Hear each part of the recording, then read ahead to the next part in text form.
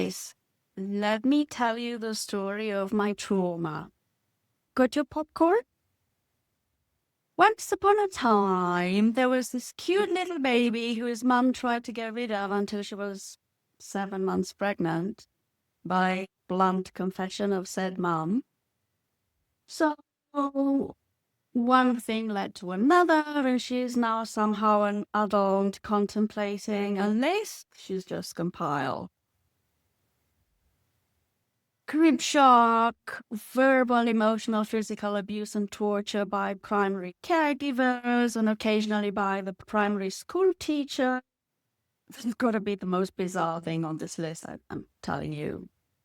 Semi-illiterate, alcohol-addicted, ultra-violent family, chronic neglect, abject poverty, school bullying, active suicidality from age 7 or 8, political oppression and dictatorship, grooming and sexual abuse, psychopathic torture, narcissistic abuse, financial abuse, religious abuse, institutional abuse, xenophobia, biphobia, classism, ableism. Am I done? I think I'm done. Now, do you know anything about me? Hardly. All you know is at least the kind of story I chose to tell you about myself. I could just as well have told you how I taught myself English from age 15 using cardboard communist textbooks.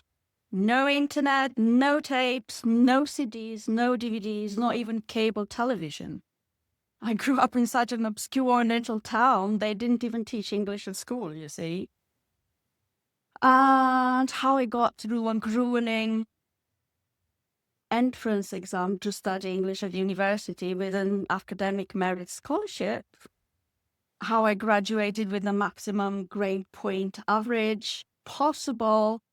How I got a scholarship to the master's in the UK, and how 4 years later, I was a lecturer and a master's program director at a top British university. Or I could tell you how I did a research PhD at a UK Russell Group University in 18 months whilst working full-time for 2 summers.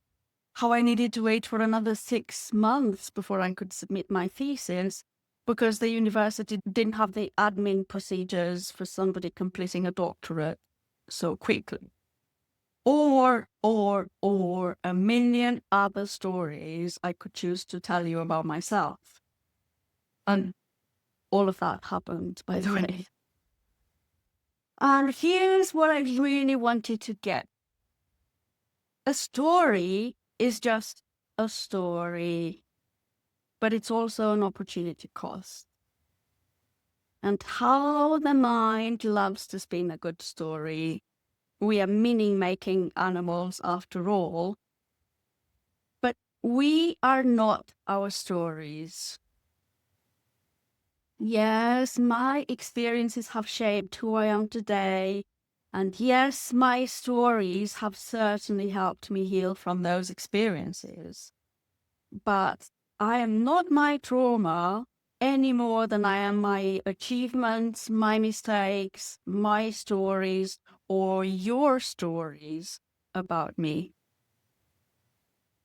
And while I'm busy dredging up the past and digging up the bodies for a good story, I am making a choice about who I am in the present moment, in my mind and also in yours. And that's why I said it's an opportunity cost. Everything I choose to focus on is an infinite number of things I don't have the airspace for.